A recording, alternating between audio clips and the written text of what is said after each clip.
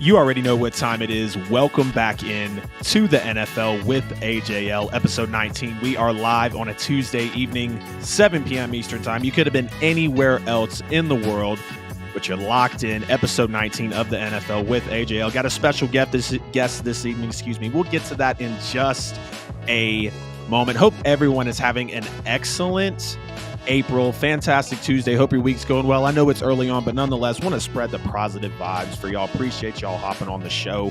Make sure to like the stream wherever you're at. Subscribe on YouTube. We're almost at 400, so y'all are running it up for me on there. Couldn't appreciate it more. The QR code, as always, over the jersey will give you every bit of content at the NFL with AJL on all social platforms. Get at me on social media. Love to engage with you guys. Of course, leave a review on podcast platforms as well. Loaded show, like I mentioned. We're doing a live mock draft tonight. Jalen Hurts got the extended contract with the Philadelphia Eagles. We're going to get into that as well. What does it really mean for the quarterback landscape? We're going over the top receivers in the NFL draft. And Deandre Hopkins, per a head nod conversation, has said he basically wants to play for the Chiefs or the Bills. But like I did mention, we have a guest on episode 19. JT from JT and the Don. Welcome into the show, bro. How are you? Great to have you Good, in. Man. Appreciate it, man. Glad to be back. Thanks for having me on. You can put me backstage, man. Again, I was really bopping to the music, man. I love the intro music. Put me backstage, man. I'm not ready yet. Hey, appreciate it. Hey, shout out YouTube. If you guys haven't seen it, if you're a creator on YouTube, they have an audio library that you can literally download royalty-free music from. They don't charge you to use it at all. But hey, man, great to have you in. If you guys watch me on What Off Season, JT and the Don was on the show. This is JT. The Don's not with us tonight, but we'll get him in on a future show. Jimmy Thompson brings the heat too. JT does not play around. Make sure to get at them on social. You can see his name on the side of the screen at JT and the Don. And let's go ahead and get into the show, man. Right off the top, of course, like we mentioned, Jalen Hurts got that extreme payday. It was funny. I had it on the lineup originally before he got paid. He was rumored to get about a 7-year, $345 million deal. Ends up scoring a 5-year, $255 million deal with an annual of 51 a year in total. Of course, making him the highest paid quarterback for probably about 2 weeks until the next payday comes out. JT, let's start from the top. Over, under, or rightfully paid, and why for Jalen Hurts today? Oh, this is tough because this could change at any moment. He's the highest paid player in the NFL just for a moment, and that could change tomorrow. Right. I want to say it's borderline between rightfully so and underpaid because you got to think about it this way. One, he's going to be behind Burrow, Herbert, Trevor Lawrence, Mahomes when he re-up for his next deal. He's going to be behind any of the other quarterbacks that are about to sign these massive deals that are still on their rookie contract. So it might look like he's, costing a lot right now, but that's eventually going to fall back to the bottom of the pack. So I think they got it done. They needed to. I mean, this guy didn't have a 5th-year option because he wasn't a first-round pick, so they didn't have time to mess around. So I definitely think it was the right move. Yeah, I feel you there, man. It definitely is interesting, like you mentioned, when you first get into it, looking at over, under, or rightfully paid. You could say potentially he's overpaid because it's only 1 year of elite performance. I'm a big Jalen Hurts stan. I'm a major believer from Alabama to Oklahoma, being picked second in the draft. I remember it being so confusing to me, but I knew Jalen Hurts had that greatness inside of him. You could say he's underpaid also, like you mentioned, because within the next 2-3 weeks, you're going to have a Justin Herbert. You're going to have a Joe Burrow. We might finally have a Lamar Jackson contract coming around. Or you could say rightfully paid because they got it done early. The next contract we could see could be for, who knows, $350, $400 million. There is really a lot of unknown for the future, kind of, but we know that Jalen Hurts is kind of the first domino to fall here. But when I take a look into it, I'm going to go overpaid only because of one elite year under his belt. And like I said, y'all know I'm a Jalen Hurts fan. I'm not here to say that he didn't deserve the money or he shouldn't have got paid this. But I did say a couple times on the show that Jalen Hurts, I could see him, kind of having the Tom Brady effect when it came to the payday, taking the discount, understanding they did just lose those 9 pieces after the Super Bowl year, and they're supplementing well, but not getting cash strapped with a $50 million a year deal with a $255 million hit over those 5 years that Jalen Hurts is going to get paid, so they can bring in some of those receivers. I would have liked to see more out of him at the NFL level, but I know how lethal he can be. We saw a lot of it last year, of course, coming into this past season, going toe-to-toe with Patrick Mahomes in the Super Bowl. competing with Andy Reid, just really leading that Eagles team in an awesome way. But like we said, in about a month, he'll be rightfully and then underpaid. So let's speculate a little bit. And you don't have to get too serious with it, JT, but what will the next big contract look like? You don't have to get into guaranteed money or any of that, but if you just had to do years and amount of money, doesn't even matter the player, or if you want to go the player, what's that next contract going to look like in the NFL, you think?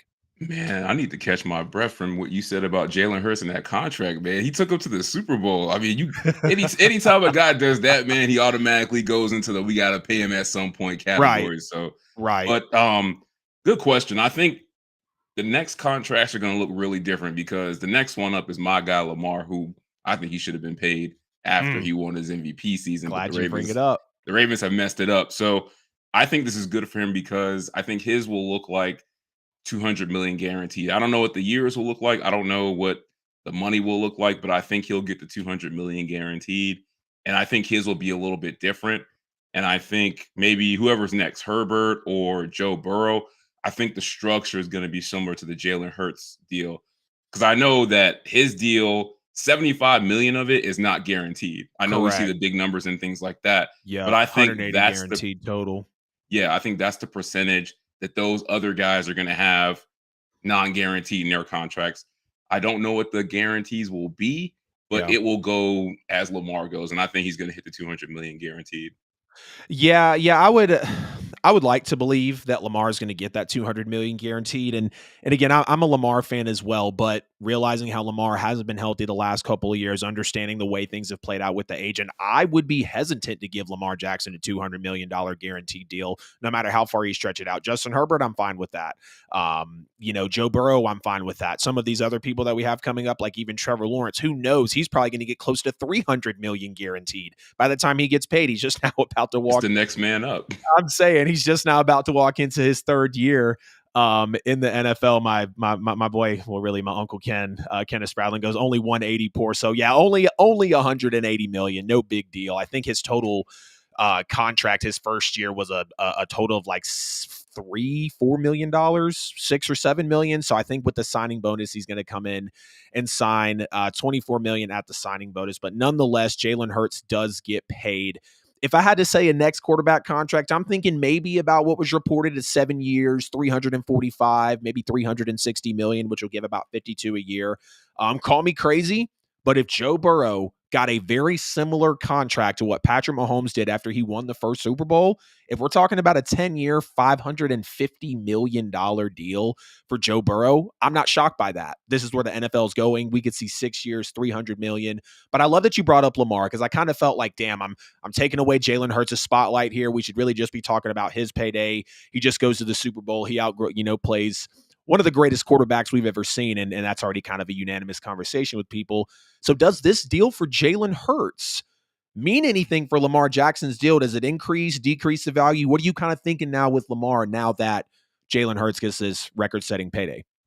Two things. The first is congrats to Lamar because he is showing, and we've talked about this before on our show, Yeah. and Don calls it a conspiracy theory.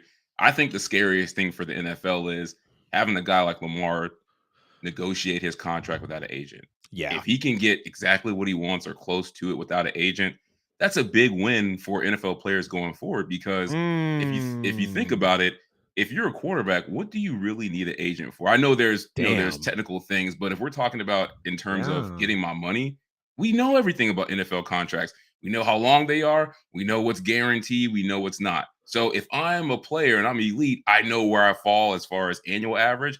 I know Yeah. where I fall as far as guaranteed money. So him getting that deal done, I think, is huge. And I think it's going to be a real big turning point in the NFL because that's, I think, what the NBA has on the NFL is that the players kind of dictate their destiny. And part of it is they can go out and get their own money. So I think that's the first thing. Now, him getting paid, what I think could happen also, too, is I just think that it's going to take a team to have faith in him. Like you Yeah. said, everybody's worried about the injuries. I don't care about that because it's football. Everybody's going to get hurt. I mean, Right. we didn't care when Deshaun Watson had double ACL tears. We didn't care when Joe Burrow tore his ACL. Yep. We didn't care when Justin Herbert got his ribs knocked undone. You know what I Yeah. mean? Guys are going to get hurt. Josh Allen could get hurt at any minute the way he plays. Yeah. I think what people I don't would want to only admit. push back with the fact that they can all throw the football better than Lamar. That would And, be and my that's only and that's caveat that's to what I was. that. I disagree with that, but that's where I was going to go. I think it's just people don't feel comfortable that he doesn't throw the ball as sexy as those guys. They're not Right. comfortable with that, but he gets Right. it done as a passer. Yeah. He had a better quarterback rating from the pocket than all those guys last year, so Yep. I think he'll be just fine. Yeah, I think Lamar getting hurt last year too, just really, and for me, but when you come off an injured year and then you're playing knowing that there was the speculatory he turned down the 200 million, which that was refuted by Lamar. It was only 3 years, 133, but fully guaranteed. I went off about that on the show. I think Lamar should have taken that deal just given what's happened. But hey, and it kind of just clicked for me too, not to jump all over the place, but when you were talking about the whole conspiracy theory and the collusion, like I understood the collusion, but I was like, wow, this is, kind of really deep to think about the NFL could go to this level. But with you talking about the conspiracy theory, if Lamar Jackson, like, holy shit, if Lamar Jackson actually gets a record setting deal done without an agent, I can see why Don thinks it's a conspiracy because that's just going to look bad for the league. Shout out to Jalen Hurts' agent real quick, Nicole Lynn. I think she hit him up a couple years before he got drafted in the That's 2020 draft crazy. and was like, "Hey, I want to be your agent." So just to know that could kind of get eliminated with everything. But in terms of the injury with Lamar, unfortunately, with him getting injured last year, I feel like that's kind of skewed a lot of our perspectives of him. But back-to-back injured years, like Kyler Murray is going to be on the same thing. If Kyler Murray, who's kind of a teetering franchise quarterback right now, comes back year after, and we might not see him for all of 2023, when he comes Possible. back that year after, we're going to probably have big questions about him if he's not at least doing what we saw Lamar do, of course, after the Let me ask you MVP this about season. Lamar though, Yeah. because I get hurt is hurt. You get injured, right? Right. But how much of it is because everybody's thing is, oh, he gets hurt, he tanks Baltimore's season. But I know when he plays, they're a 1 or 2 seed in the AFC. 100%. Is The it record's horrible without him. is it that he's getting hurt, or is it that team is just poorly built? And when he's not there, you see how much he does. If anything, I feel like him getting hurt and missing those games has made his value go up. Because Yeah. Baltimore is a horribly put together team, especially on offense. Yeah, I think they're like 6-14 without Lamar. I think the offense averages 120 plus less yards a game. I think about 8 to 10 points less a game, which is We like could Tyler go out there Huntley. right now and be the wide receiver 3 for the Ravens. Like that's how bad they are. Yeah, it is rough for sure. And I would have to say the latter because like, Hollywood Brown gets traded on draft night, and it's just like, damn, like that's a really big hit. Mark Andrews But is he good though? That's the thing. Is Hollywood Brown really good? He had that good rookie year, but just in terms of like you talking about the team being poorly built, like he gets traded away. You're kind of wondering how well is the team built because Lamar's out there not really doing anything. When he does fall off the field, they look really bad. And then the deal can't even get locked up with Lamar. So it's interesting with the Ravens because for them to be one of the most well-run teams, for a very long time in the NFL, and now just like really in a matter of 2 years, it's like, we're really starting to question it. Like, are they well ran? Are they put together? We're not going to really get into the whole like backup quarterback situation, but no, I get what you're saying there, man. And again, everyone listening, I love Lamar. Major fan of Lamar Jackson. Major fan of Jalen Hurts. I hope Lamar gets paid. Him not having an agent is clearly messing things up for him. Pay that man. Pay that man, Lamar. Give him what he's worth. Yep, and even just a little more of Lamar news here. So he said OBJ said there was no assurance from Lamar that he would be the quarterback in Baltimore, and apparently Lamar told the Ravens, get OBJ and D-Hop and we'll talk. OBJ is there, but then D-Hop, of course, told B-Mac he either wants to play for Buffalo or KC. So there's a lot going on, and again, I don't mean to take away from Jalen Hurts' moment and relate it back to Lamar, but it is a domino effect in what's been a pretty noisy offseason for Lamar Jackson. So, but let us know what y'all think about Jalen Hurts' payday. Was he over, under, or rightfully paid? What do you think about the next contract coming out in the NFL?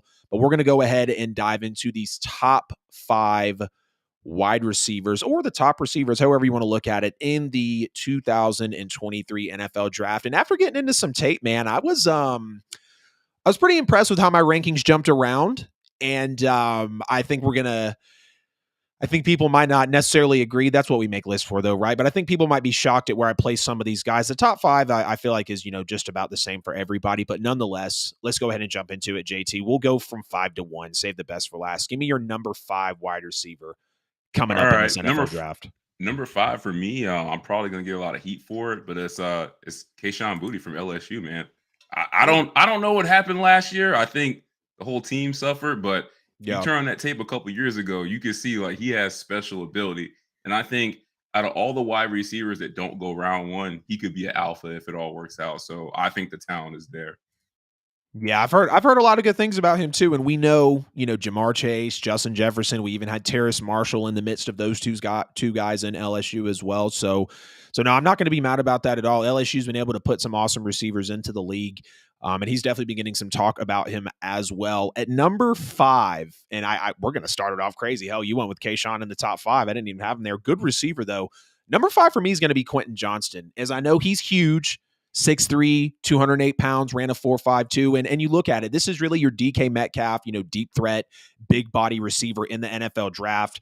You give him a gap and he can take it to the house. His size means that he's going to be a good, big blocking upside receiver in this league as well. He's got good speed, good acceleration, but realistically, I think that's about it. Like, yes, he can go up and high point the football, but when you've got some of the smaller receivers in this draft, like a Zay Flowers, that can play big, even though they're under 5'10" and using their hands as well. When you see the competition he's up against and you look at how his skill set is not as diverse as the rest of the guys in this draft, he's going to have to land with a team that coaches him up. He is going to be that big play receiver, that deep threat guy. But it feels like he's kind of like a one-trick pony. I mean, you take away his speed and his acceleration, you match him up with a shifty DB, someone that's going to be able to jam him at the line, and feels like he could disappear for good parts of games. He's not really going to be that big technician with the footwork, with the routes. I feel like his route tree is a little limited as well, kind of loose with his technique as a receiver. And I know it sounds like I'm going down the list on Quentin Johnston, but he is great for a prospect because of his size. But outside of that, I can't really give him a whole lot. He is going to have some upside, of course. And like I said, the coaching that he lands with is going to be very major. I'd like to see him catch with his hands more. And he only had 1 touchdown last year in college. But Quentin Johnston at number 5 for me. Kayshawn, is it Boutte or Boutte? How do you say it? I guess I thought it was Booty. No, I hey, mean, I could be wrong. Don't ask me to pronounce anybody's name correctly. That's usually why I have Don. He's my encyclopedia when it comes to that. But yeah, oh man, me and you gonna argue. I can't believe you put QJ at number 5. I did. Oh. I did, man. And this class, I don't know. This class is weird, dude. It is. But anyways, give me number 4 for you. All right, so number 4 for me, really, I think 3 and 4 are kind of interchangeable, but I'm gonna put this guy at 4 just out of respect for the guy at 3. I think it's Josh Downs from UNC, man. I think he could be good. I think he is everything that people think Jalen Highley will be. So Really? I look at him last year. I think he did really well with Sam Howell, and I think him and Drake may have missed on some deep balls this year just because it's newer. But I'll tell you what, they hit on some of those deep passes that they missed. He might be number 2 on this list. I think he's got the speed. He killed my cane, so I've seen him play up close and personal. He's Yeah. just got a real smooth element to his game, and I don't think he's done growing. So I like him at 4. He could easily be 3 in this class, though. And he's got Drake May throwing him, right? Yeah. Yeah, I feel you on that. You talk about Jalen Hyatt, Josh Downs being what Jalen Hyatt should be. Jalen Hyatt is going to be my number 4 in this NFL draft. Absolute burner, running a 4.4 flat. He was the Biletnikoff winner last year, which of course shows that, according to the votes, he was the best wide receiver in the class. 6 foot, 176 pounds. So you do like the height. Of course, he's not going to be that 6'3", 6'4" like Quentin Johnston. And this is the major thing about this, draft class for receivers. It does lack a lot of height. It does lack a lot of size, but you're going to get some nice speed and really technical receivers in this draft. Like I mentioned with Jalen Hyatt, he's a burner out of the SEC. I feel like he's actually really similar to Zay Flowers, just not as sharp with his movements, with his route running. I think my favorite thing about Jalen Hyatt, is he's really good at alternating his speed on the routes to be kind of deceptive and create that separation in the open field. One concern that a lot of people are talking about, and I would have put him higher, is he's caught a ton of passes just wide open on busted coverages. And we've seen that sometimes with those receivers that are constantly catching open passes. Do they really have what that quality to them that when they get to the NFL, they're going to be able to separate from these DBs. And being a smaller guy at 6 foot, 176 pounds is, if a guy jams him up on the line, how's he going to be able to necessarily react to that? But he does have a huge catch radius. His arms and hands are really always extended on his receptions, but he's not going to be a guy that's running a whole bunch of routes, a bunch of different routes. Rather, it's mostly going to be go routes, crossers, slants, working over in the middle of the field. Spent 87% of his time in the slot, so he's not going to be a whole lot on the outside. Not a lot of press coverage experience on his end as well.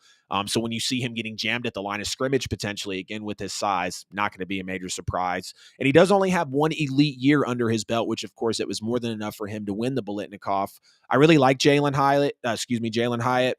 He can really turn on the burners, like I said, coming out of the SEC. And if he lands with the right team, he's going to be an amazing deep threat, I believe, in his rookie year. I'm glad you brought that up, though. I didn't mean to cut you off, but you No, brought up you're some good. very good points that I was actually going to save for later. But since you put Jalen Hyatt on this list, let's talk about it. All the things you just mentioned is my main concern with him. Yep. Tennessee has the most gimmicky offense in the nation. They do. Like, I don't know who's good. Is Hendon Hooker good? Is he good or not? But I will say this. My rule of thumb with receivers when I'm picking the ones that I think are going to be good, because, we think, oh, are guys fast? Are they big? Can they run routes? Can they catch?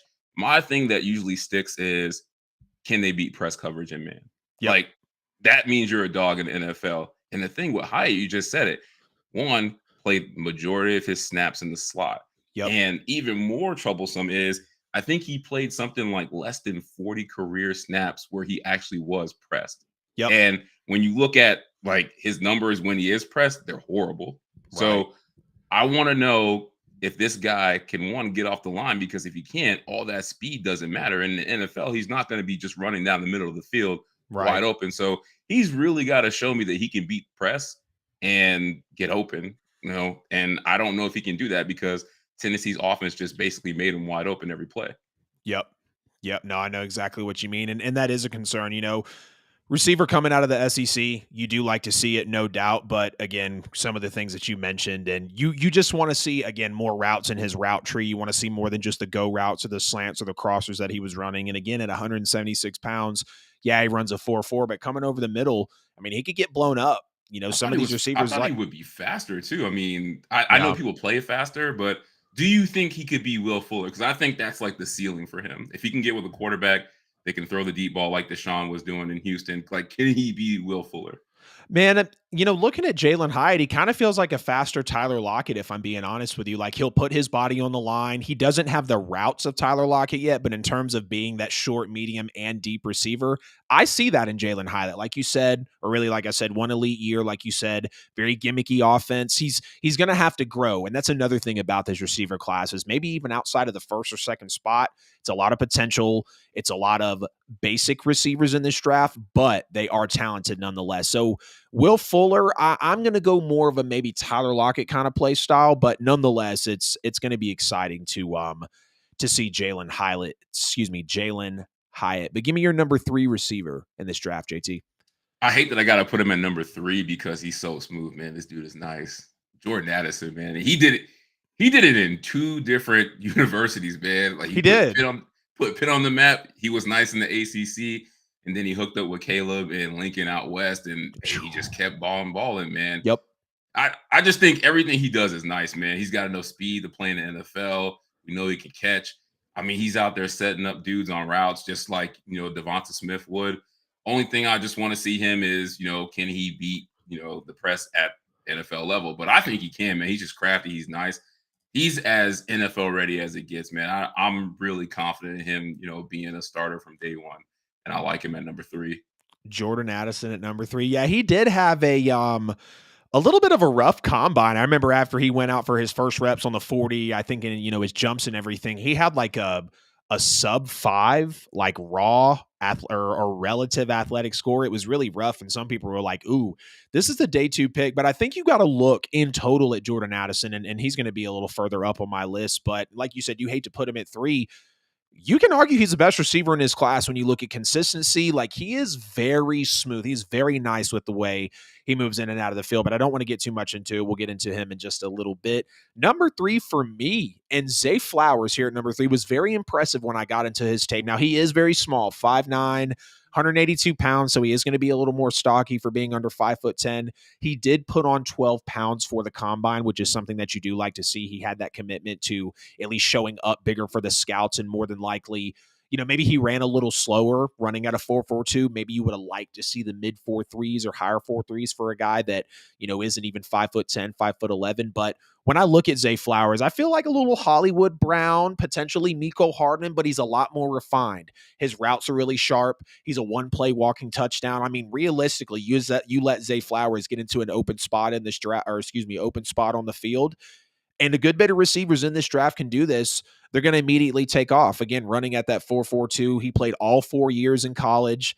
Big time playmaker after the catch, and he can high point the football as well at just 5'9". Very good with his body control as well. He had to deal with a lot of bad passes at Boston College, not from the best quarterbacks out there. And I say didn't even know they had a quarterback at Boston College. They were so bad. I was watching tape, and the dude was like saying the quarterback's name, and I was like, I don't even know who that is. And then I went to research it. I was like, nah, we're here for Zay Flowers. It's all good. But playing 4 years in Boston College kind of reminds me of that Miko Hardman, small, shifty, very quick guy, but the routes are actually there. And that was a big knock off Miko Hardman coming out of Georgia, and I think why he never really found success with the Chiefs. And hopefully, I feel like the Jets could really put him to use. He wasn't gripping plays well enough is what I heard. He wasn't running his routes well enough. But again, Zay Flowers at a 4.42. I think he's going to look really good here in the NFL. The only cons are his size, and he can be a little drop happy at times. I think he had almost 10 drops year before last. So not something that you necessarily want to see. But let's really get into the nitty gritty, man. He'll clean it up, though, because we thought the same thing about Jamar Chase. And I will say this. I'll give you There was a lot of concerns about Jamar Chase drops. We thought he was going to be an all-time bust because he couldn't catch it in camp, and then now he's blazing everyone. But arguably the best receiver in the league.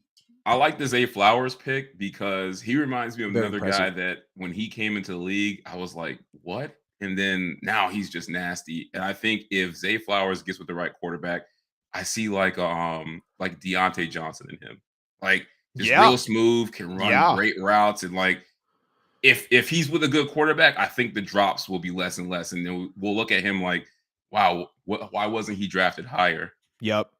To me, Jalen Hyatt and Zay Flowers are really the same. Jalen Hyatt only had that one major year. You go look at all 4 years of Zay Flowers' numbers, pretty solid. Stayed in Boston College all 4 years, and I think it really helped his draft stock. The fact that he played his entire time in college too. But he's just a little more refined, a little sharper, a little more twitchy than Jalen Hyatt. But I mean, you take either one of them in the draft, you're going to be happy. But let's give the people what they really want. Give me your number 2. We get into the top 2 receivers here in the 2023 NFL draft on the NFL with AJL episode 19. Give it to me. Man, why are you making me do this? I hate this pick, but I'm only putting this guy at number 2 because I don't want to look stupid, so I'm hedging my bets. But I'm 50-50 on this guy, and it's Jackson Smith-Njigba from Ohio State. Why he is at number 2? Simply put, he's 5-star recruit, went to Ohio State. He's got the pedigree, but a guy who I trust his analysis when it comes to receivers very, very much said one word: playmaker. And that's Steve Smith. And Steve Smith knows receivers. Yep. So I think if Steve Smith sees something in him, man, I gotta look at the same thing. So that's why he's at number 2. But the reason why I'm hesitating being as high on him at number 2 is, like, what's his upside? Like, I mean, he was scared to run the 40. He really had that one big year, which is 2 years ago. And look at the talent that he was surrounded by. I mean, Garrett Wilson, Marvin Harrison, who, if you go to Ohio State's pro day, everybody was there just to see him. Like, he's playing with so much talent. It's Ohio State. We've seen this before. And what's his upside? Because if it's Keenan Allen, I don't think he's the number 2 receiver in this draft because nobody is going back to take Keenan Allen in the first round. But I'm banking on Steve Smith saying he's the number 1 guy to at least put him up at number 2. Yeah. I thought JSN was number 1 until I watched the tape. And I actually had to watch a few different film studies of JSN to actually get a full grip on him. There was something you just said that I was about to pick up on, but nonetheless, JSN is my number 2 as well. Coming in at 6'1", 196 pounds, ran a 4.52. My concern with him is he did have that hamstring injury last year, which is concerning. He only had that one big year at Ohio State. It was a major year. I want to say it was a ACC record from 20 plus years, or not ACC. Oh, the Maybe Big I'm thinking Ten, of yeah. yeah, I think it might have been a Big Ten record for yards. I think he set an Ohio State record, and next to Chris Olave, next to Garrett Wilson in those couple of years, he absolutely ran away from the competition. He had that 350-yard game just about in the Rose Bowl. Him and CJ Stroud showing out. And y'all gonna laugh at me because I'm wearing a Saints jersey or wearing a hoodie and I have a Saints jersey right here. JSN reminds me a little bit of Michael Thomas. Coming out of Ohio State, sharp route runner. He understands the depths of the zone coverage. He can sit down there in those routes. He's got great hands. He can break almost any defender with his routes as well. And just like I was mentioning earlier, I think it might have been with Jalen Hyatt, I think his upside could be like a better Tyler Lockett. You can see the twitchiness in him. He's going to be a better route runner. I can see the Keenan Allen comps because of how sharp JSN is, but I think JSN's best trait is that he can be used at multiple levels of the field, but he's really going to understand how to sit down in coverage. Being 6'1", 196 pounds, he's more than likely going to play a lot of that time in the slot, but he can turn up that speed really across the middle of the field. He can track the ball over his shoulder. He's got a potential for a lot of yak in his in his bag as well, and he's not afraid to block as a receiver. But again, only one elite year. It was a major year, don't get me wrong, but when you have a receiver that's that small with a hamstring injury, it's going to cause concerns nonetheless. But so here's what it comes down to, though. Go ahead. Can JSN play on the outside? Because that's the main concern with me is the only receiver in this draft that can play really on the outside, guy. I think, is Addison and Johnston, excuse me. To be honest with you, I think those are the only receivers that can realistically play on the outside in this draft. And I will say one more thing while I was hesitant to put him at number 2. You go back to last summer.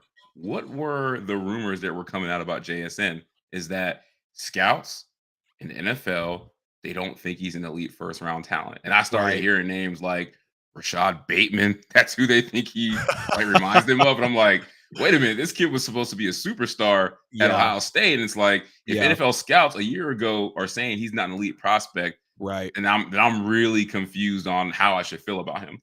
Yeah.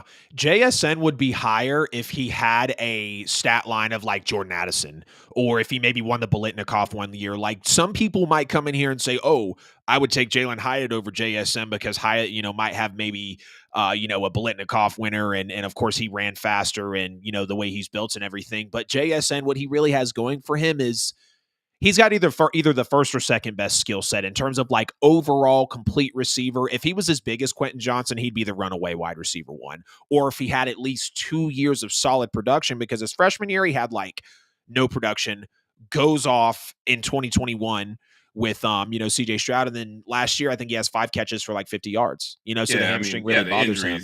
Yeah, I get with the injuries, but it's just, like, what's his upside? Because if it's a slot guy, I got to put him further down on my list. Yep. And that's why I said the receiver position here in the draft really lacks size. Most of your guys are coming in like 6 foot or just a little under, but your number 1 wide receiver in the 2023 NFL draft. Let me hear it. You're my guy, right? And I almost walked off set when you disrespected this man like this. I know who it is then. Man, it's QJ, man. Come on. And I'll admit my bias. He's been my number 1 receiver for the past 2 years. Like I've watched him. I think he's really talented. Does he have some concerns? Absolutely. But we just went through a whole list of guys that have things that concern us. So here's the thing. We talked about this already. My major thing that translates to the NFL is how you do against press. Like that trumps everything. Because we always put up these concerns about guys like, oh, when Jamar Chase came out, he's not a burner. He can't catch. Justin Jefferson, last time I checked, people weren't that high on him when he came out. Nope. T. Higgins, they were like, but when it comes down to it, is can you beat press? And guess who is the best receiver against press the past 3 years in college football? It's Quentin Johnston. Yep. And like you throw in all the other physical tools that he has, he's tall, he's fast, he's athletic. And it's not just like a one-trick pony where he's just running down the field. The dude is like short area, quick, athletic. Like he is one of the top accelerators in this draft. Yeah. And you probably don't notice because he is so big. He's huge. Like this is as close to an alpha as you're going to get in this draft. Like when we're Yeah. talking about, I'm not saying he is Jamar Chase, but when you're looking for those next level generational wide receiver ones, like Yeah. this guy has it. And Yeah. all he needs to do is get with a quarterback that knows what they're doing, get with the offensive coordinator that knows what they're doing. And Right. this guy is going to be the next star wide receiver. Like it's him by a mile. And then you fall off a cliff, and then there's all these other receivers. It's QJ. Damn, him by a mile. I hear what you're saying too, because and here's the reason that I was okay with putting him further down the list, because I feel like when you look at the NFL right now, outside of your bigger guys like Devontae Adams, your Tyreek Hills, your Justin Jeffersons, your Jamar Chases, your Cooper Kupps, they're not big guys.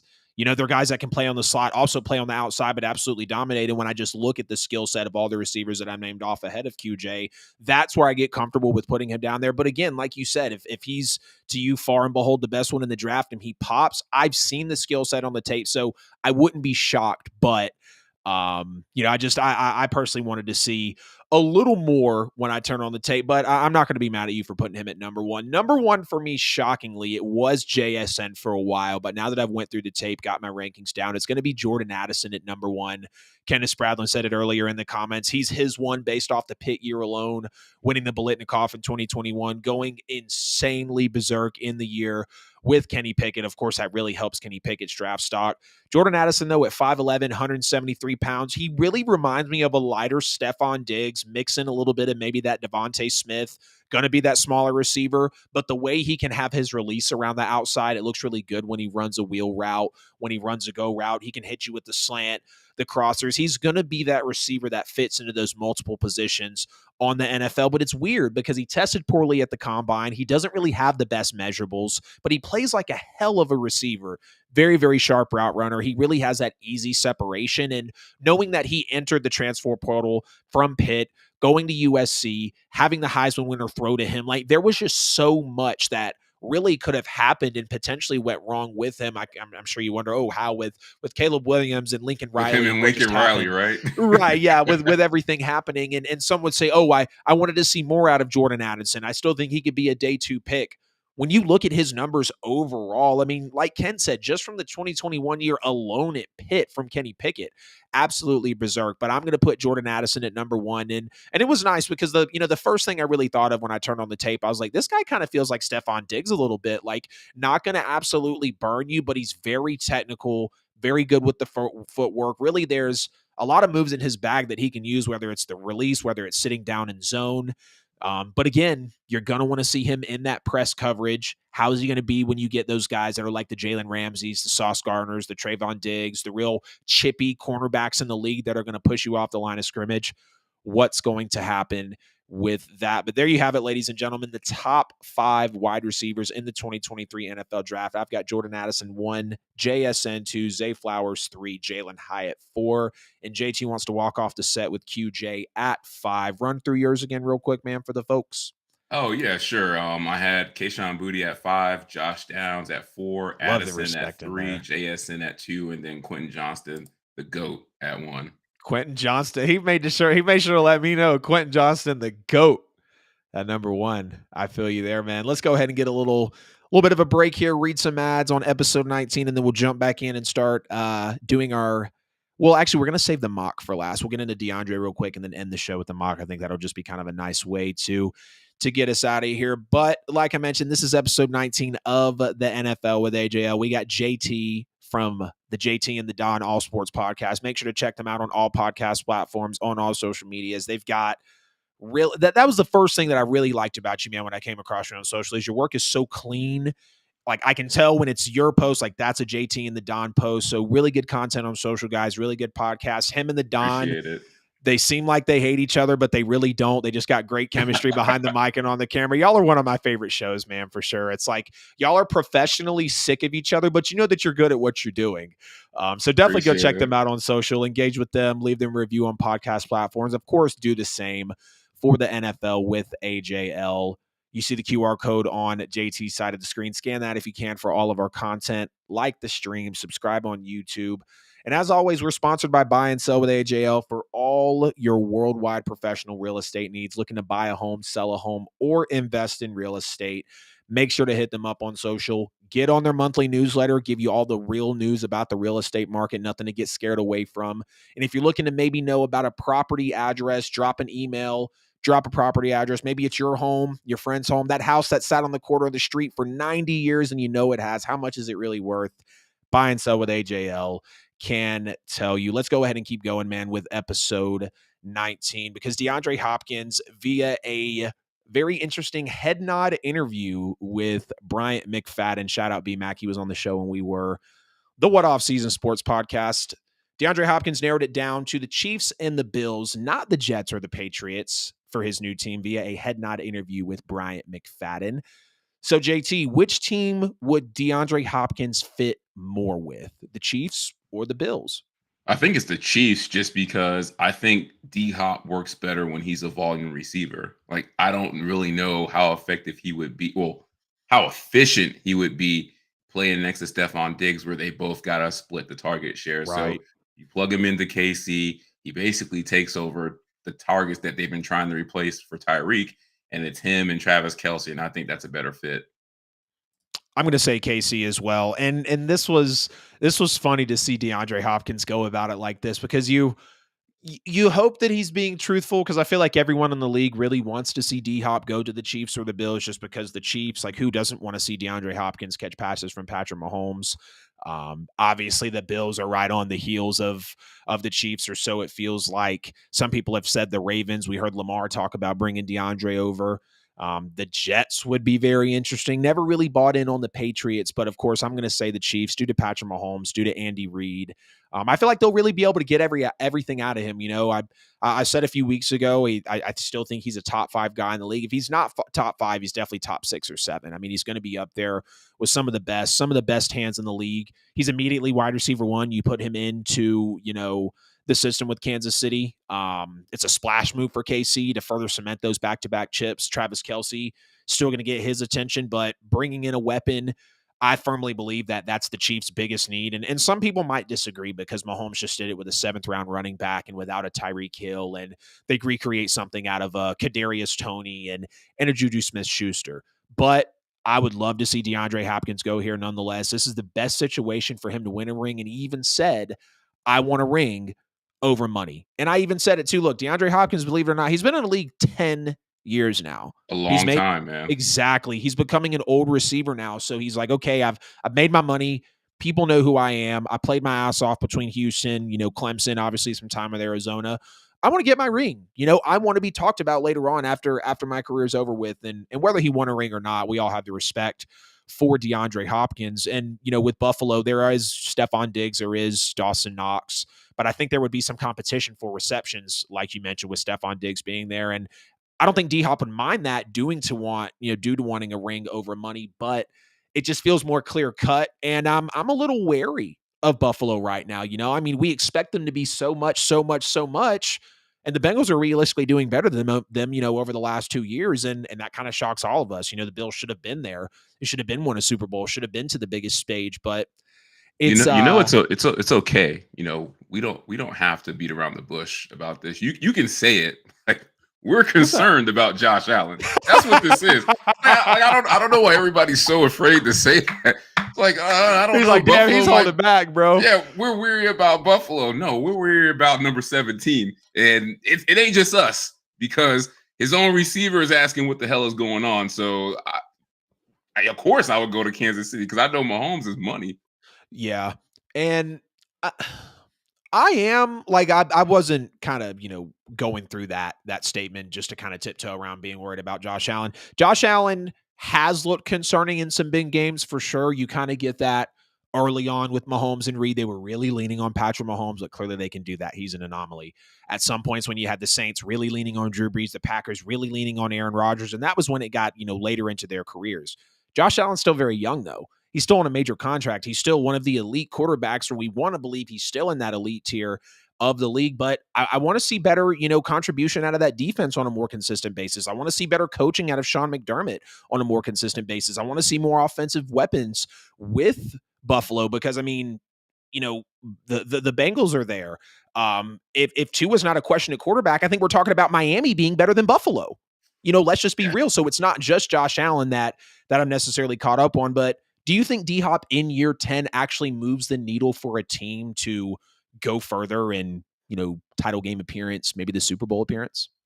That's tough because I need to know what move the needle means. So when you sent me this question, this is how I looked at it. I think people are expecting if D Hop goes to a team, he's basically gonna do what AJ Brown did for the Eagles, right? Is that fair? Right. That's fair to assume.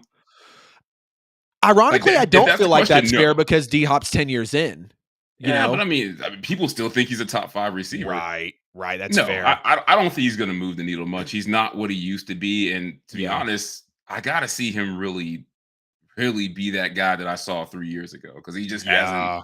he hasn't been that way for injuries. I just can't see him moving the needle that much. Yeah. I don't think he's a top 8 receiver. That's just me, but Damn. no.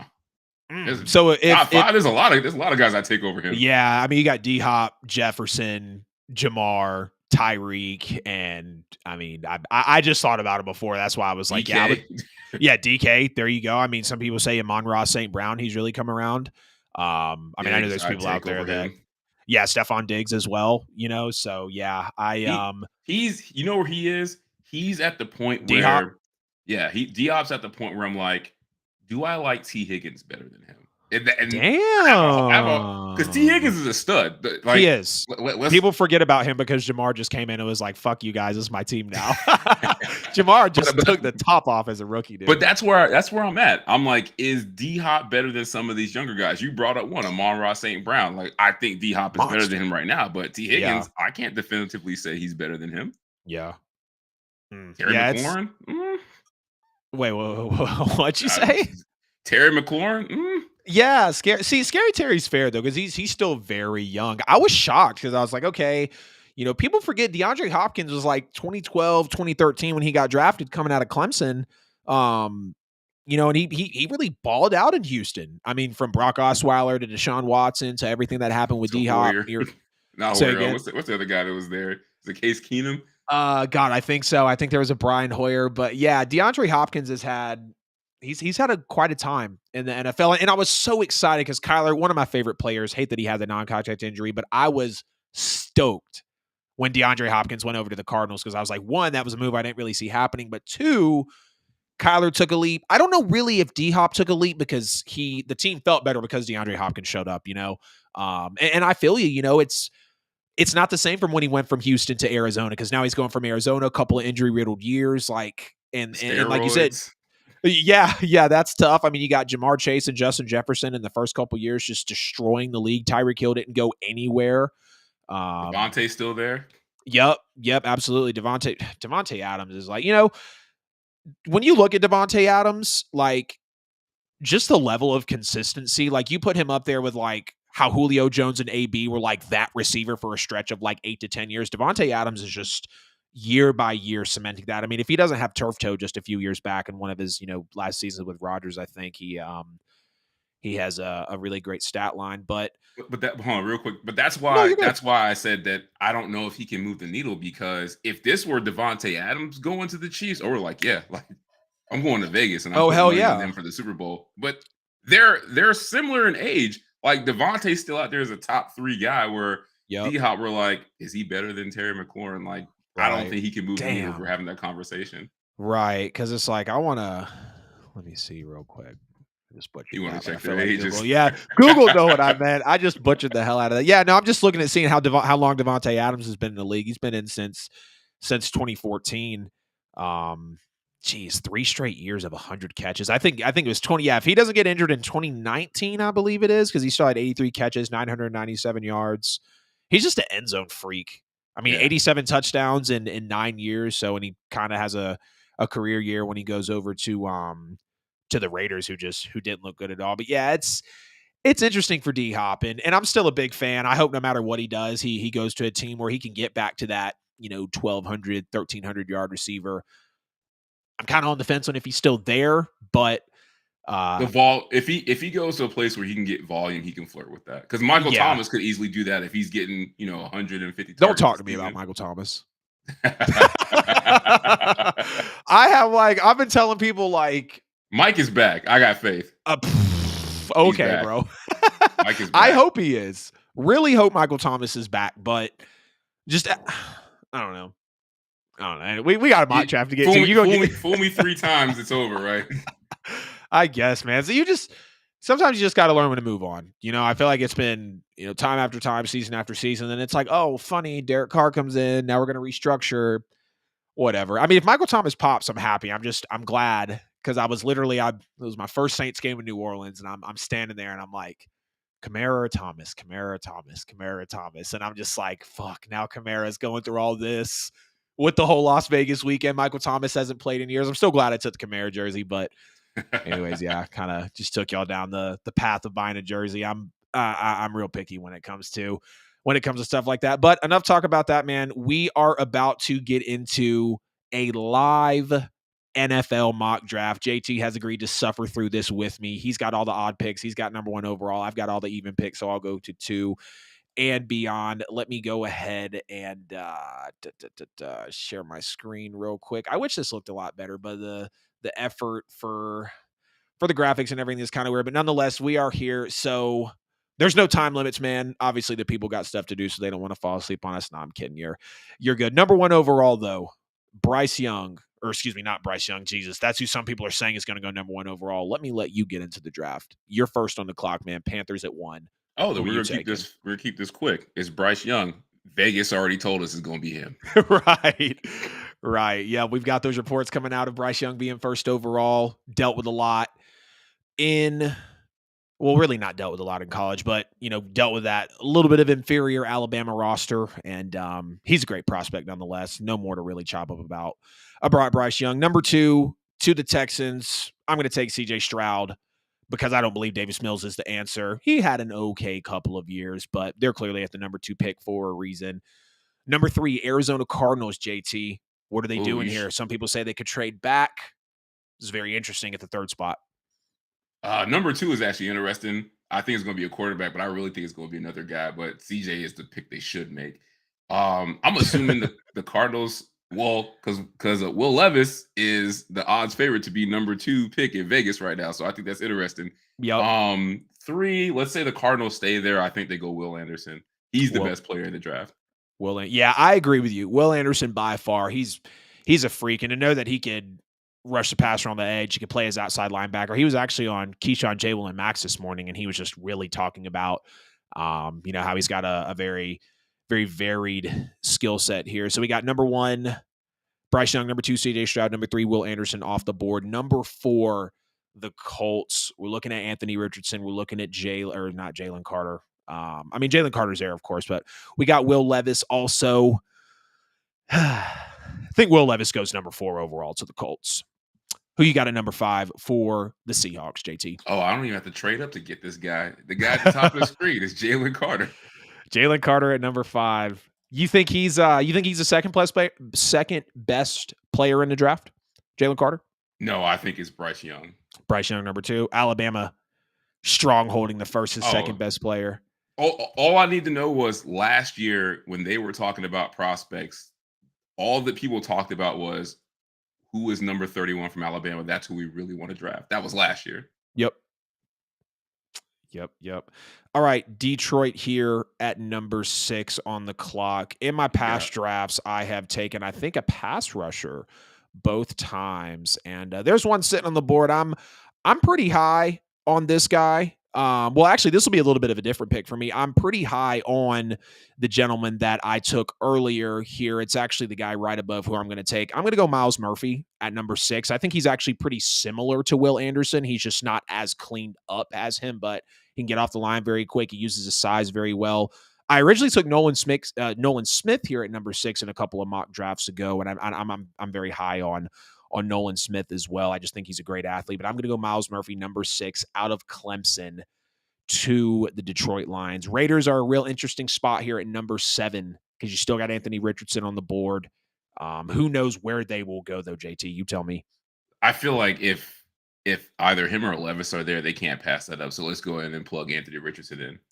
Who I'm AR. really worried about. Yeah, I'm very, very worried about Anthony Richardson too. He was just the biggest thing that stands out to me. Ranked 45th out of 45 FBS quarterbacks for completion percentage. And some people freakers are like, oh, accuracy can be taught. When it's that bad, I think you're talking about at least a couple of years until you're completing. Like he misses layups, Oh, and yeah, you're right. Speaking of accuracy, I saw a stat that scared the hell out of me. I think his completion percentage on screen passes was like under 50 or something like that. stop it. I'm serious. I'm how are you not completing screen passes? Like I don't Yeah. get that. That's just like a flick of the arm, flick of the But it's a wrist. I freak mean, I'm though. I'm Like not a quarterback, of course, but I mean, we see what happens out there. So Anthony Richardson at number 7. Number 8 here for the Atlanta Falcons. I took a receiver this high at one point when I did a mock draft. I also last one took a edge rusher at this point, but I think they've done so much with the defensive side of defensive side of the football that I think you want to get some offensive line protection in there because Desmond Ridder is looking to be the starter. So I'm going to take Paris Johnson Jr., the best lineman for me, off the board to the Falcons at number 8. The Bears at number 9, another offensive line needy team as well. But who you got, JT?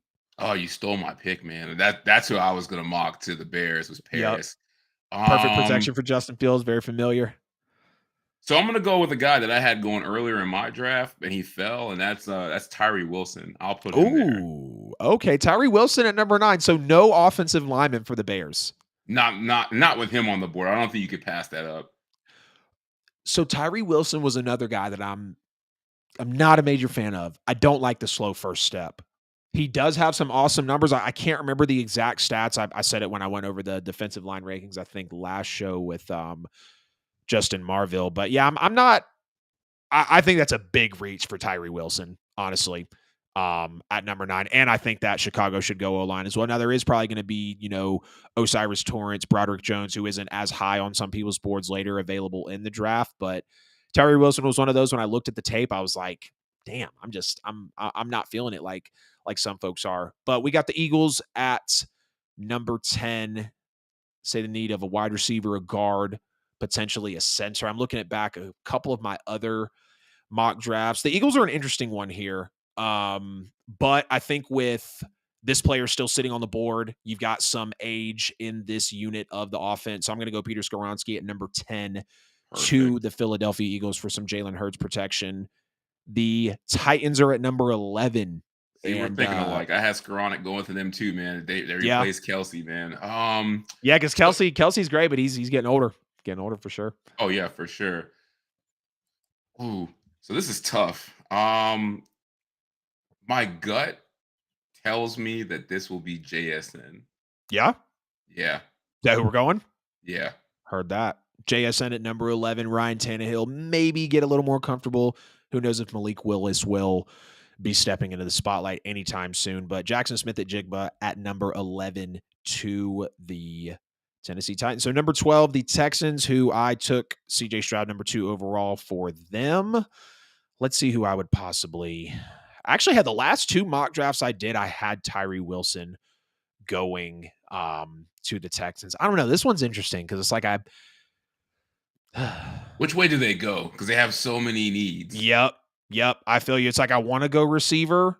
And I know that in the end, like even with a mock, it's like I know as the draft goes along, like sometimes you'll just see same position taken down the board.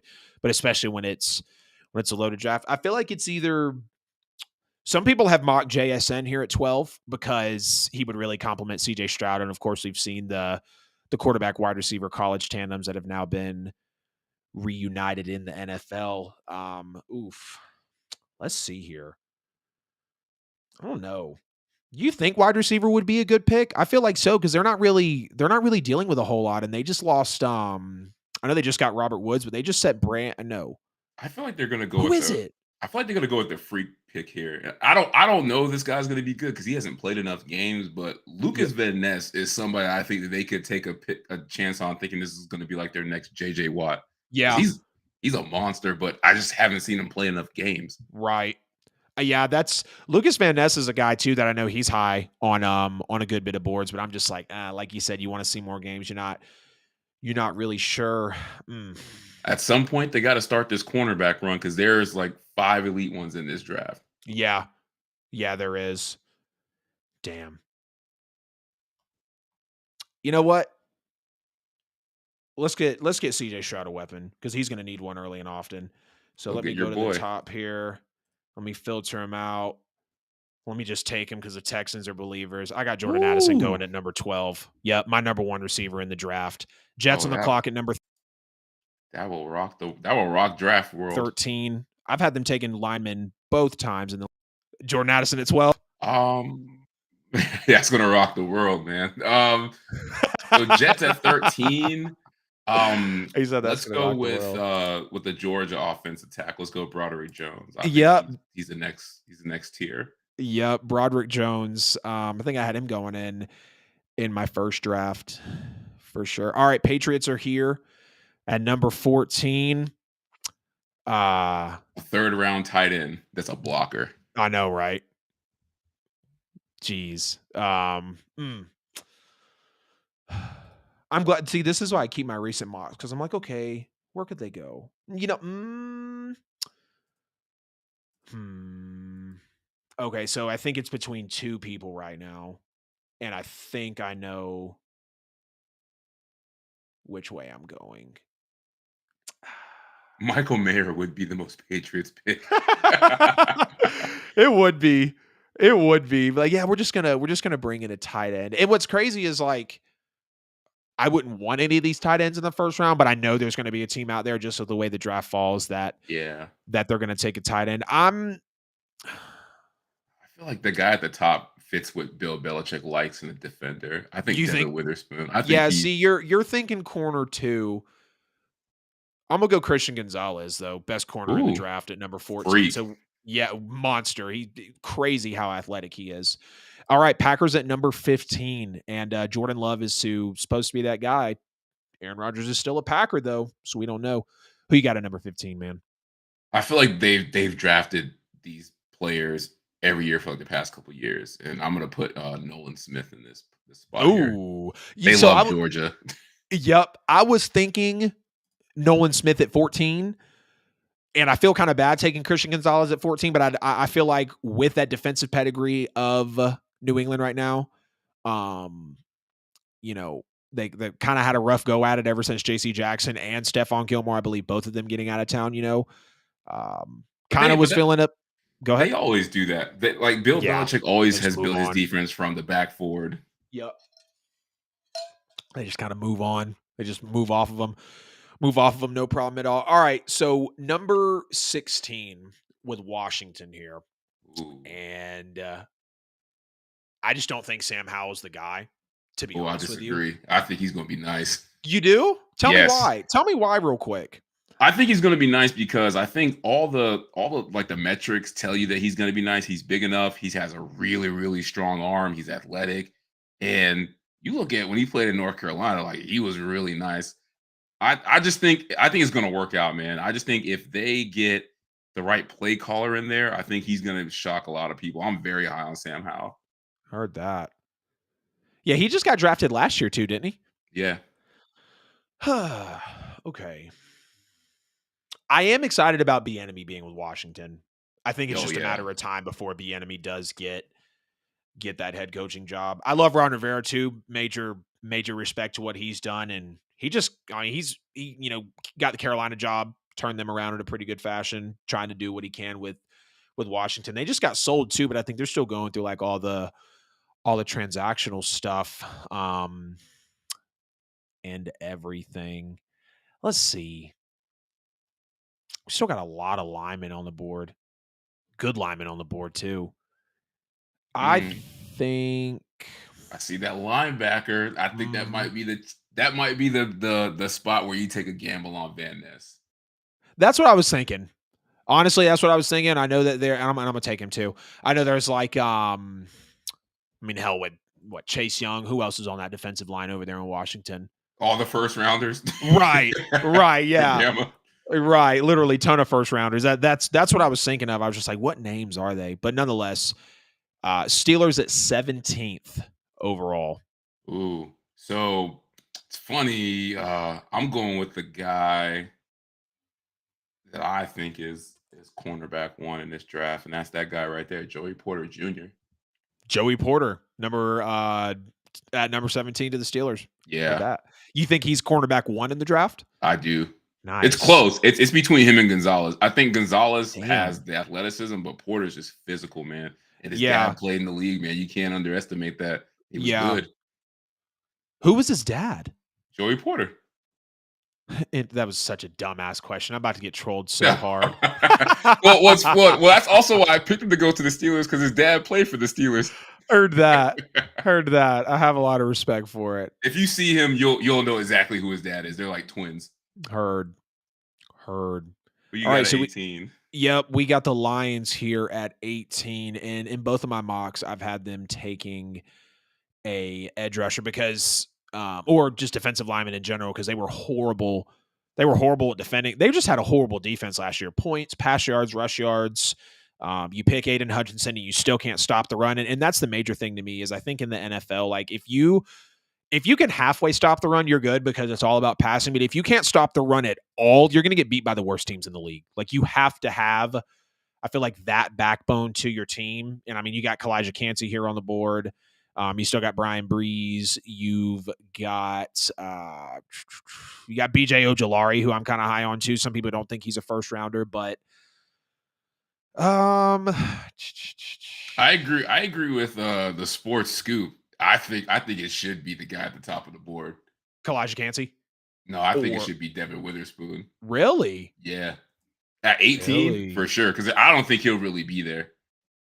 Sports Scoop, what's up, guys? Corner. Dude will be a steal at 6. This would be a blessing for Detroit at 18. Bro, who got Witherspoon at 18, take him. They are screaming. They are screaming. You know what? But see, so here's why I can't. This is why I don't give into peer pressure. They just got CJ Gardner-Johnson. Safety. Correct. But I'm just talking about the secondary. They bring in Cam Sutton. And then who else? Didn't they just I know they shipped off Jeff Okuda because they had someone else come in, right? Yeah, I think they brought in, but he's not like a major name. 2 corners and a safety, but they still don't have that lockdown guy that they were hoping Okuda would be. So that's why I think Witherspoon would be a steal here. Yeah, you're right. I'm here for it. I'm gonna give in. I'm gonna be off of it. Go peer pressure got you it. Right. Yeah. Now I'm back in on the peer pressure. Devon Witherspoon at number 18, and like you were saying with Joey Porter at 17, he's a guy that a lot of people were just like, he's got that dog in him. He's really tough. Like he's going to be that chippy corner that's going to jam people. But now we got the Bucks at 19, and they could go a couple of different ways. And I'm glad you got this pick. So it's crazy. You already stole the guy that I mocked to them at number 19. It was Myles Murphy. But yeah, I took Myles Murphy high, but he's good, dude. Man. He's good. You took him at 6. Yeah. The funny thing is, in real life, I think that this could easily be Anthony Richardson at this pick right now. But really? Yeah, I think he can fall this far. Yeah. To the Bucks. Damn, you think who is it? Todd Bowles that's out there right now? You think Todd Bowles could hold it down?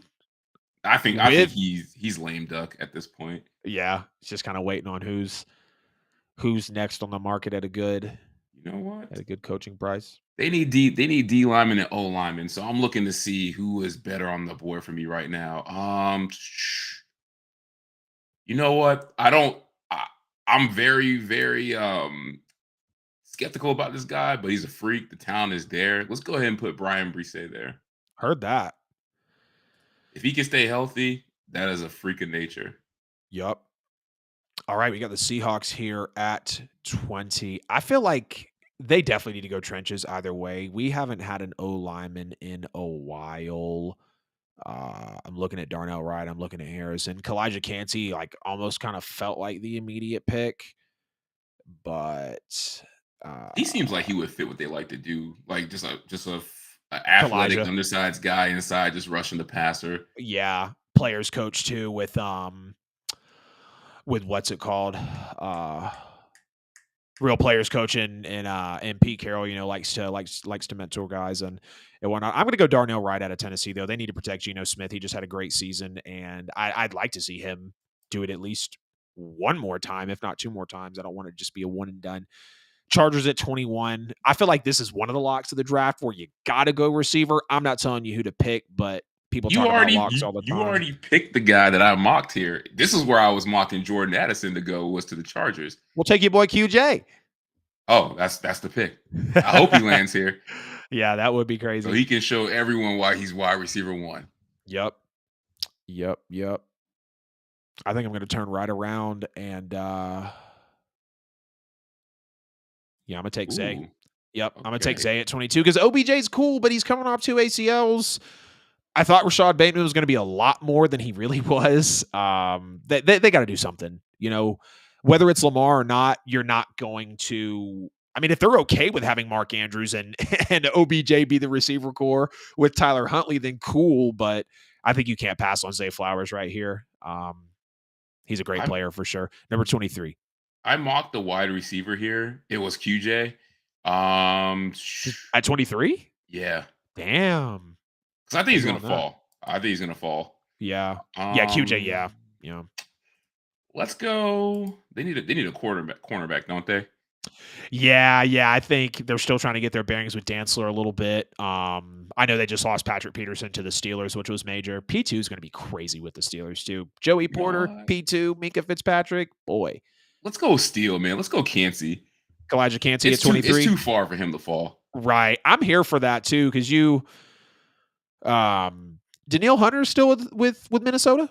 Yeah. Well, temporarily, I think. Yeah.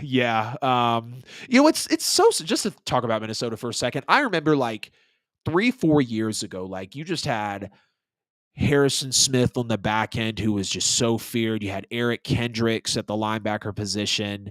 You had Danielle Hunter. God, who were like the other 2 defensive linemen that they had out there? They had Everson Griffin. I mean, they had a great. They had a really good defense, and kind of the offense was the question. And then they flip it around. Justin Jefferson comes in. I really liked the T.J. Hockenson move last year too. Thought that was a real good power move for them. Jags at 24. This is a team that I'm really excited to watch. And let's see, who did I go with in? Okay. So I think I'm gonna keep it there. Actually, I'm gonna go Deonte Banks at 24 to the Jaguars. 25. Who you got going to the Giants? I feel like I know. Like I just feel like I know, but I'm gonna let you go. It's tough because I think all the playmakers at receiver are pretty much off the board. I don't think they want to reach here. Yeah, true. Yeah. Let's go with. Let's do lineman. Who's their interior lineman? Osiris Torrance is still on the board, and you still got Anton Harrison out here from Oklahoma as well. You know what? I was saving Osiris for later, but I feel like he won't be there. They need a good guard. Let's do that. Yeah. I think Osiris is really underrated. I mean, you can't knock a trench player out of the SEC. You can never do it. You got a big dude coming out of the SEC. I mean, look at the pass rushers Georgia puts in every year, Alabama puts in every year. Some of the defensive players. I mean, you can't go wrong with a SEC and player. Also he transferred from a smaller school and then went to the SEC and dominated. Yep.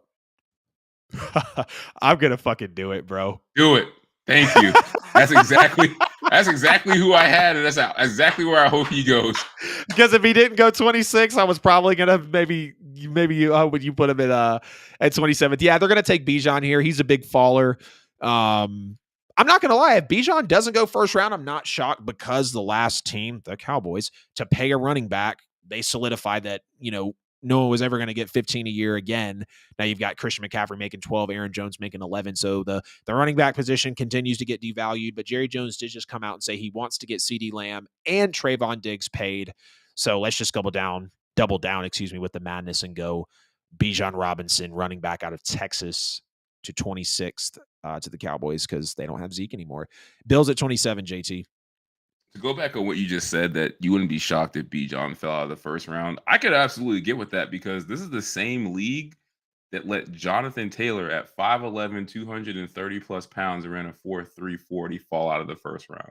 Like, Did he really I don't run know that how that fast in happened. college? Yeah, I think Damn. 4.38 at the combine, over Yeah. 230 pounds. I'm like, Yeah. this guy fell out of the first round. That's crazy. He was undoubtedly RB1 coming into the class. Let me see Bills. I think I had the Well, I don't know yeah. what class was he in? Was he in that loaded ass class with ETN and um He came out the same year as I think T Higgins. oh, okay. What was that? 2018, 19, That was 20, 3 years ago, I believe. I think, yeah. 2020? Yeah. So many good players within the last 5 years. I'm just like, damn. Really since like 2016, 17, a lot of studs in the draft. But you got the Bills here at 27, my guy. I know it says DB. Right. It's like that's all you need. Defensive back. Brian Branch, I had him going to the Jags, but here's the thing. I He's a think the dog. Bills are going to panic with this pick, and I think they're going to reach for somebody, and I think it's going to be Josh Downs. Think so. Yeah. Damn. Okay. I know he's a good bit down here. I'm gonna just get that little wide receiver tag. Josh Downs out of North Carolina. You know who I thought was really crazy small for the position? Nathaniel Dell out of Houston. Tank Dell. Yeah. He's like 5'6", dude. He's not even really fast. He's not He like explosive. he was in literally the bottom. I think he was in like the bottom 1 percentile for both height and weight. He was very small. A lot of size in this class. But then again, it's like I said, like we look at Jamar Chase and Justin Jefferson. There's some of the wiriest folks on the field. Their size benefits them the way that they can, play the position and just be a big play person. All right, I got the Bengals at 28th. PFF is saying a tight end, a defensive lineman, and a defensive back. Recently here, I've taken Osiris Torrance, and then I've also turned around and went Lucas Van Ness. So I've stayed trenches here. They just signed Hayden Hurst, who It's did wait. What? overrated. He is overrated, unfortunately. But I also at the same time think he's underrated. That year that he had with Baltimore, I think is what a lot of people are still kind of hanging on to. They moved on and went to obviously Mark Andrews, because hell, it was even what was it, Nick Bowles? He kind of had a good tight end season Oh or two. yeah, I feel like Boyle's always there. Or Boyles, yeah, Yeah. Boyles. Yep. All right. So either tight end, defensive lineman, or defensive back. We got Dalton Kincaid. You got Brian Branch. He would be a steal at this point. Brian Branch, you think? Yeah. I think he replaces Jesse Bates. True. Still got DeJuan Jones on the board also. Yeah, I forget that they lose Jesse Bates. I'm right there with you, bro.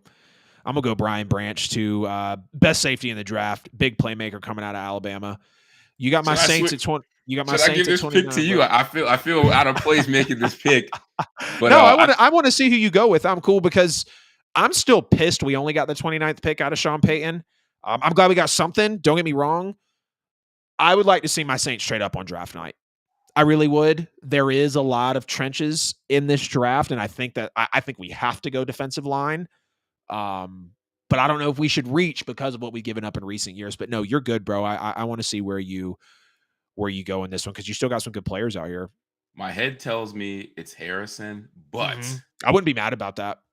here's why I think either you guys are going to do this or the Chiefs are going to do this. The pick is Jahmyr Gibbs. Are you serious? Yes. Okay. It's gonna be Jahmyr Gibbs. One of those two teams is gonna take Jahmyr Gibbs. Heard that. All right. Jahmyr Gibbs at the running back position, 29th. By far the biggest reach of the fucking draft, JT. But you're losing Kamara. That's true. And who's replacing him? Yep. Just not Mark Ingram and whoever we might have on the roster. So when I looked into Jahmyr Gibbs' tape, his tape is really impressive, knowing that he went from Georgia Tech to Alabama. Might sound crazy. He's not far behind Bijan. Bijan just has that cut and go, but like I said it, Jahmyr Gibbs feels like Tyreek Hill at running back. I mean, you give him a spot and like he doesn't slow down off of his cuts, off of his moves. So hell yeah, Jahmyr Gibbs at 29. That's funny that you think that the picks would the Chiefs would do that at 31. They just freaking struck gold with. Because I feel like I don't think Jose Pacheco's Pacheco. that great. I know he runs hard, but I feel like system. they tried to do this with Clyde Edwards-Helaire and it didn't work out, and I think they might try it again. Yeah. All right, so I took a. I don't know why they say wide receiver. I don't think they need wide receiver at all. I think O-line is fine because I just picked that up earlier. So they're saying either defense or safety, which I've had Brian Branch going here. And I actually had Bijan going here at 30. I had Uh, Kancey going here. yeah. See, it's tough. You get to the bottom of this draft, and it's interesting. I think I might have just found my pick. Yep. I'm gonna go BJ Ojolari out of LSU, number Ooh, 30. Yep. okay. Yep. And number 31. If I were you, I'm taking Jalen Hyatt here, but that's your choice. Give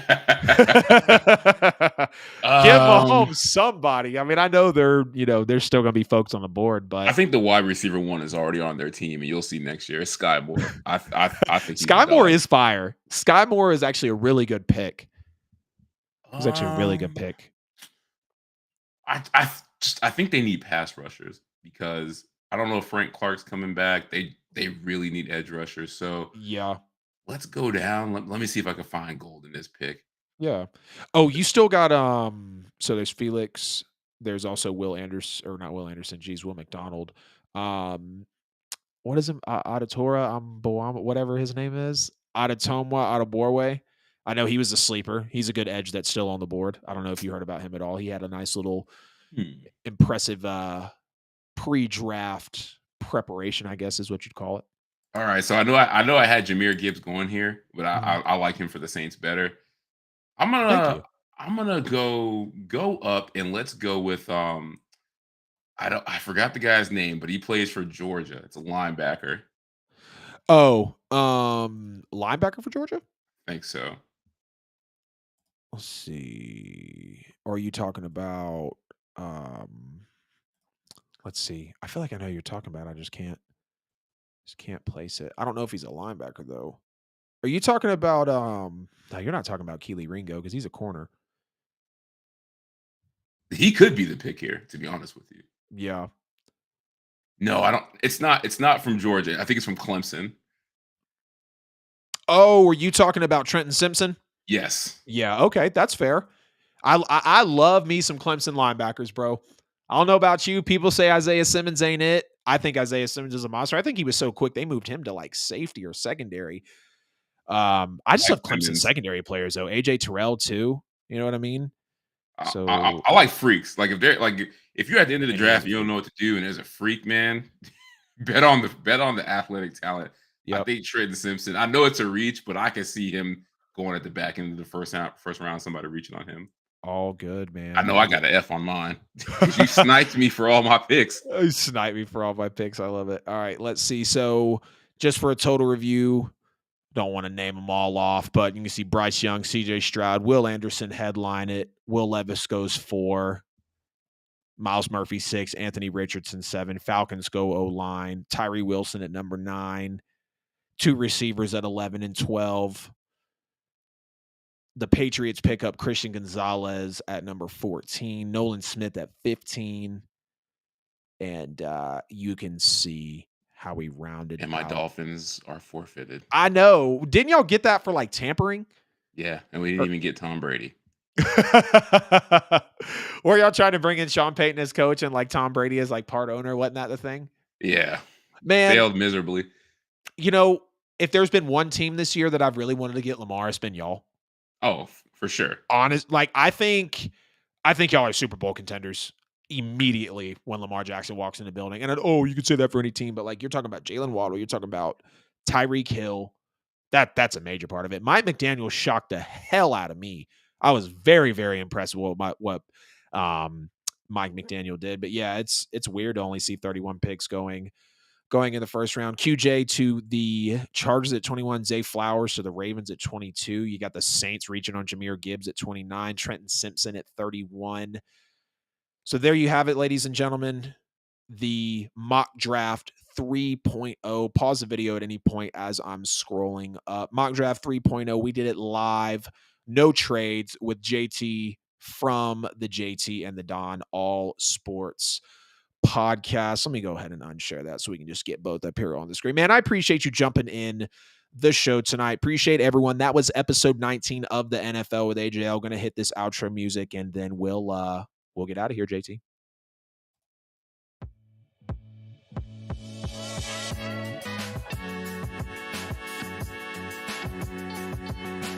Dance on camera. That was episode 19 of the NFL with AJL. I appreciate everyone jumping in the show tonight. Please make sure to like the stream before you get out of here. Subscribe on YouTube. We're on the road to 400 subs. We blew through the 300 subscriber mark. All love to you guys out there. Make sure to check out JT from the JT and the Don Sports Podcast. Let me let you plug yourself, man. You go right ahead. Oh, you did a great job. But yeah, it's JT and the Don All Sports Podcast. Find us anywhere you listen to all your podcasts and on social media at JT and the Don, IG, TikTok, and Twitter. You heard the man. Get at them on social media, engage, leave them a review on podcast platforms. Of course, please do the same for the NFL with AJL. The QR code on JT's side of the screen, scan that for every bit of content on social and on podcast platforms.